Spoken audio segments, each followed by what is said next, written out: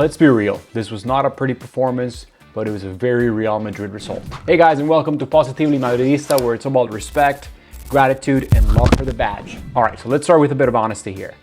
Real Madrid did not play well yesterday. And that's not my opinion alone.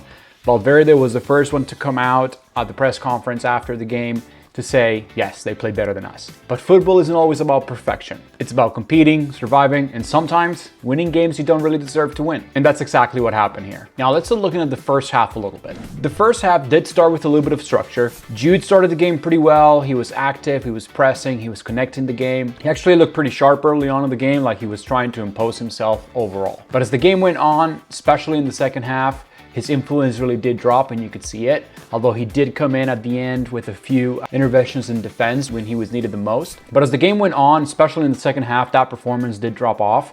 We did see him though providing some support in defense during that second half, especially at the very end of that second half. He did show a few flashes of quality, but there was just not enough consistency for me on yesterday's game, from him or anyone. But overall, Jude Bellingham was probably one of the few players that gets a passing grade on yesterday's game. Barely passing. But again, it was just an overall team failure when the lack of intensity and pressuring as a team and people moving. I saw a lot of people jogging towards the second half and just not having a lot of intent, and really didn't seem like they wanted to really go for that game.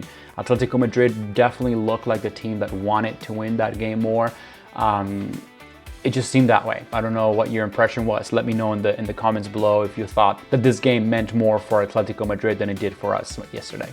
Okay, now let's talk about Vinícius Jr. This was a pretty poor game for him. And not just for the lack of effort. I mean, he did try a little bit, but he was pretty lackluster overall with his performance. But really what made it a poor game for him was his decision making overall. His attacking mind, his defensive focus, and his emotional control were definitely not there yesterday. Atleti's goal comes from a defensive mistake made by Vini.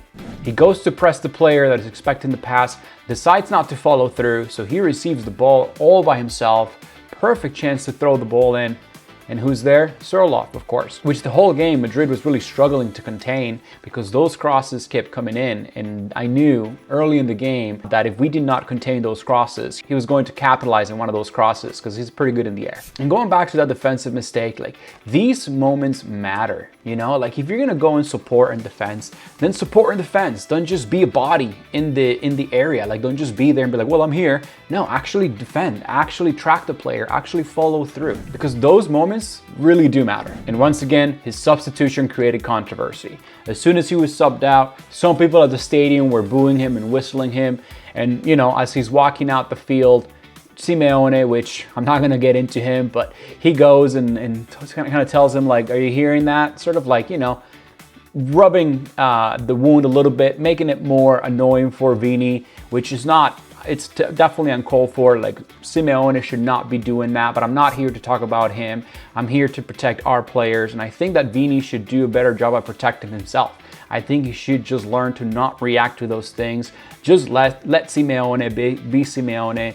Don't dignify his actions with an answer or a reaction whatsoever. Here's my stance on this. It should be calm and clean. I won't put the blame completely on Vini on this one, of course. He was provoked and he's pretty hot-headed. So, I mean, it's a bad combination of Cholo Simeone saying something to Vini. So I think, first of all, Simeone needs to understand that you do not do that to a player. Criticism of a performance is fair, but disrespect is not. Overall, Vini is a match winner for the club, but nights like these are reminders that accountability matters, especially in big games like these. Okay, let's talk about the goals. If I'm being honest, both those goals came out of nowhere. No sustained dominance, no rhythm, just moments. But fortunately, sometimes moments are enough. And who orchestrated all these moments? The one, the only, the great Federico Valverde. He's the one player who embodied what this match required. Goal, an assist, leadership, energy, everything you want to see from a Real Madrid player, he displayed. Perhaps not his most technical game ever, but his energy, his commitment was there through and through. I'm gonna show you a clip now of what he did in the 91st minute, I think it was, where he's the only one, first of all, going for this. He's trying to make something happen in attack with a cross, doesn't end up happening, but you can see the sprint again, 91st minute. This is the guy that has not stopped running throughout the game, and he just gets there, full sprint to get back to his defensive duties. And I know he does not like to defend. We all know that. He's been open about it. That's not his preferred position. But what does he do in games like this? He's placed there. He knows that's his job. It's not about him. It's about Madrid. It's about the club. It's about what the team needs. In moments like this, in this minute, show exactly what it means to him to play in Real Madrid and his commitment to the badge at all times. I mean, like, take a look at this. Like, that run, the commitment, just unreal. That is Madrid DNA. For me, Fede Valverde was the only redeemable player from the whole night, with the other exception being Thibaut Courtois. Because, must we say it again and again, thank you, Thibaut Courtois. Thank you, thank you. Calm, reliable, and world class. Without Courtois, this game would have looked very different. And there it is. This wasn't a performance to celebrate widely whatsoever, but it was a result to respect. Madrid advances, lessons are learned, and we're playing in another final. Against better teams, however, this level will not be enough. And I think the players know this, and that's the only positive thing, is that they know that they need to do better than this. But you know what? Sometimes winning after having a poor game, it's also the Real Madrid way, and the way of the greats. Sometimes that's what really gets you there. Pulling up those results and nights where you probably didn't deserve it. A little bit of lady luck always comes in handy. And that's it for today's analysis, guys. Make sure to drop your comments down below.